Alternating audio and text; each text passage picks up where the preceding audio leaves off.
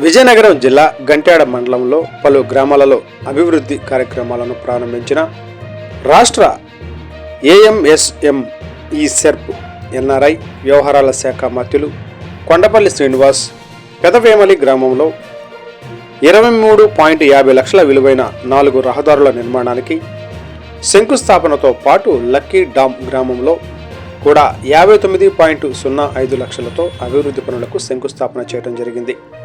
అలాగే సుమారు 300 కోట్లతో నియోజకవర్గంలో తాటిపూడి రిజర్వాయర్ ఆధారంగా త్రాగునీటి పథకం నిర్మాణానికి ప్రతిపాదించడం జరిగింది.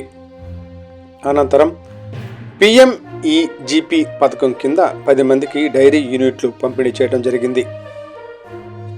నాయకుడిగా మీరందరూ చేసినందుకు ఖచ్చితంగా గ్రామంలో ఉన్న ప్రతి సమస్యను కూడా మనం పరిష్కరిస్తున్నాం.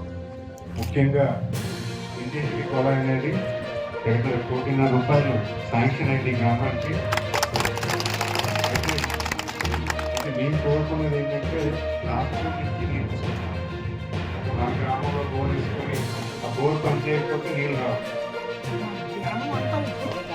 దాటిపోటీ నుంచి మనకి వాటర్ రావాలని, ప్రతి గ్రామానికి వాటర్ రావాలని అడుగుతాం జరుగుతుంది. దాన్ని కూడా అదనంగా సుమారు తాటిపూడి లైన్ గంట్యాడ, కొండపల్లి, గంటున్నారు 3 మండలాలకు వచ్చే విధంగా మేము రిక్వెస్ట్ చేసాం. అదనంగా ఒక 150 కోట్లు దానికి అవసరం అయ్యి దానికి కూడా మేము ముందు కలిపి సుమారు 300 కోట్లు ఈ నియోజకవర్గానికి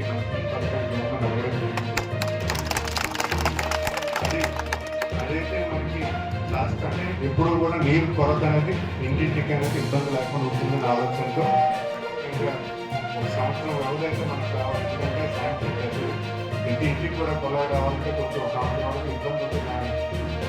సంవత్సరం వరకు మాకు టైం ఇచ్చేది ఇవ్వండి.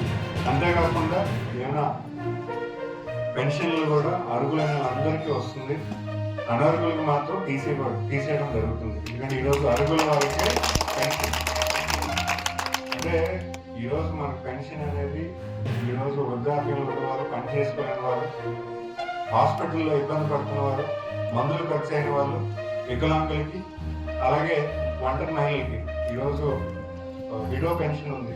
ఈరోజు సంపాదించే హస్బెండ్ లేనప్పుడు ఖచ్చితంగా అలాంటి ఆడవాళ్ళు సాయం చేయాలని చేకూర్చిన వాళ్ళు, వీళ్ళందరికీ అర్హులైన వాళ్ళకి చెప్తాం. తక్కువ మన వాళ్ళు ఎవరైనా కాలువలు కూడా మీరు ఇంజనీరింగ్ అడిగి ఎస్టిమేట్ వేసుకొని ఉంచుకోండి. అవకాశం ఉంటే ఈ బడ్జెట్లో పెట్టడానికి కూడా చూడండి.